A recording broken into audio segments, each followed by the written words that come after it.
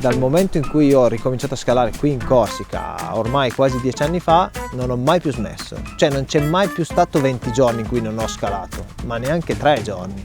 Quindi si vede che è un'ossessione, perché sennò uno potrebbe avere delle pause, quindi in questo senso è un'ossessione.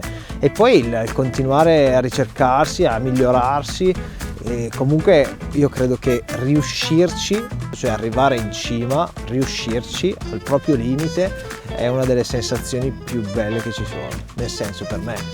E poi quando hai il fiato devi tirar giù il tallone. Dovrei guardare nelle mie agende, ma penso che siamo intorno ai 250 giorni all'anno. Comunque di media credo che riposo 2 giorni alla settimana, 2-3, quindi 4 giorni alla settimana di scalo. Aspettiamo noi, non è che... L'attesa del piacere è essa stessa il piacere. Chiudere un tiro, o nel gergo come dicono quelli forti, stampare, o send, lo dicono anche in inglese, cioè quella roba lì è, secondo me è una sensazione incredibile. Durante la notte ti svegli, questo mi è successo di recente, e mi è venuto in mente una soluzione di movimento che non mi veniva e ho proprio pensato, ma è geniale, cioè durante la notte risolvi un tiro che non ti veniva. Buono il panino col cetriolo.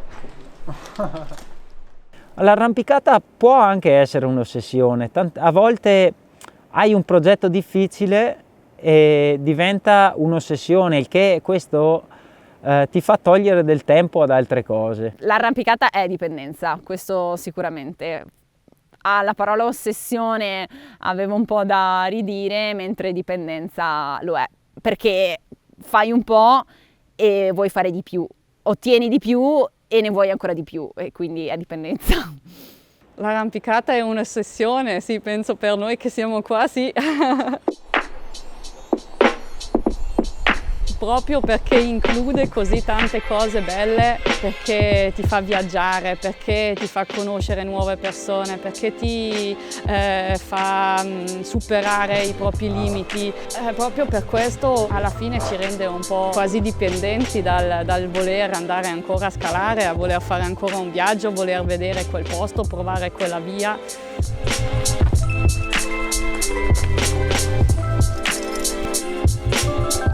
Non, pour moi non, c'est pas tant une obsession. L'activité physique oui, ça c'est certain, le fait de se dépenser. Mais en fait, si j'avais pas l'escalade, je pourrais très bien vivre en faisant autre chose, un autre sport bien sûr, autre chose dans lequel j'ai envie de progresser et de m'investir. Il me faudrait quand même un peu une sorte de fil conducteur, ça, pour être content, mais l'escalade, j'y reviens tout le temps parce que voilà, c'est mes fréquentations, c'est mon milieu et c'est ce que j'ai toujours fait, du coup là où je suis le meilleur, et c'est agréable d'être performant dans un domaine. Et c'est pas maintenant à 27 ans que je vais me diriger vers autre chose. La baraka, c'est pareil, c'est une ligne, tout le monde la voyait, puisqu'en fait c'est sur le chemin d'approche du canyon du Poulisquiel, le deuxième canyon très connu à Bavel. Tout le monde la voyait et personne n'était allé voir. Et une année, Jérôme Pouvreau, un copain d'Adrien Boulon, donc qui a équipé beaucoup de secteurs sur Bavel, a décidé d'aller voir. Il a grimpé sur coinceur en face sud. Alors les voies à droite de la baraka, c'est deux voies donc pour le coup qui sont toutes équipées parce que c'est dans un mur légèrement déversant avec des écailles inversées. A priori très physique, donc c'est deux voies qui ont été équipées par Adrien Boulon, toujours le même équipeur. Enzo a essayé celle de droite et a réussi à la libérer.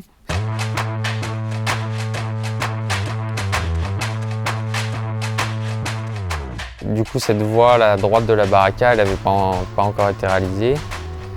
Et pour moi c'est un 8B+, par là, c'est deux sections bien distinctes avec un repos sur une vire, du coup c'est pas facile de donner une cotation précise, mais c'est comme de faire plus ou moins un effort de 2 8B consécutifs, mais avec un repos intégral au milieu.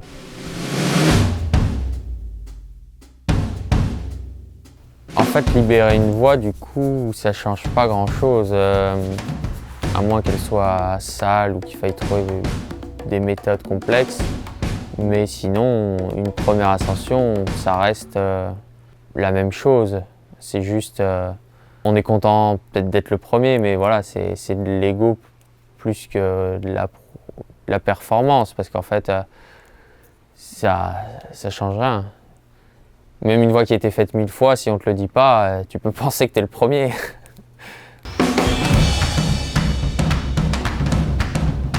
Quand j'arrive dans une falaise, un bloc ou une grande voie qui me motive, là, il n'y a qu'une idée en tête, c'est le faire le mieux possible. Et tout est calculé, enfin j'essaye on va dire, de bien faire les choses, d'optimiser. Mais par contre, je ne me projette pas dans un avenir lointain, mes échéances sont assez courtes. Je me dis, ben voilà, aujourd'hui j'ai envie de bien faire, mais je ne vais pas commencer à réfléchir à qu'est-ce qu'il faut que je fasse aujourd'hui pour être bon dans une semaine. Ça, je ne le fais pas trop. Il y aura forcément des bénéfices à cette séance, sans me dire fais ça parce que tu as des lacunes là-dedans ou pour progresser dans ça.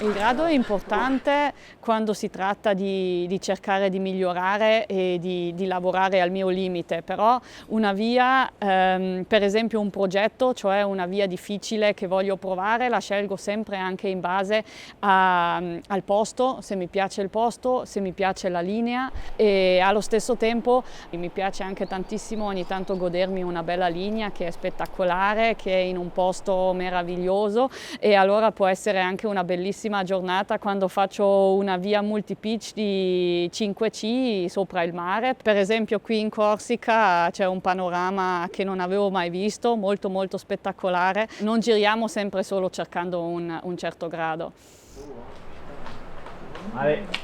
Ale, super. Ale. Grande.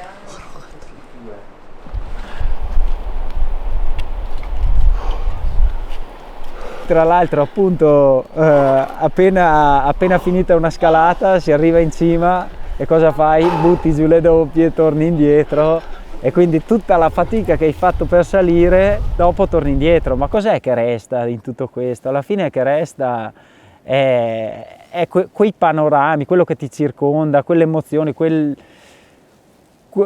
momento difficile su quella parete con il tuo amico è quello che ti resta e che ti rimane negli anni, e poi ti ritrovi dopo un po' di tempo, ti ricordi quella volta che eravamo su quella via, e quelle sono le cose belle, insomma.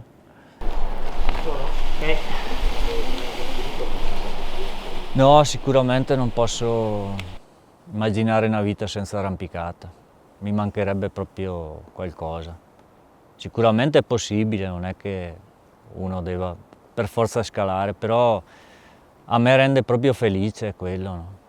Anche se ho magari ho avuto dei momenti in passato che ci sono state delle cose un po' brutte, e scalando mi liberavo subito la testa e ero ancora felice.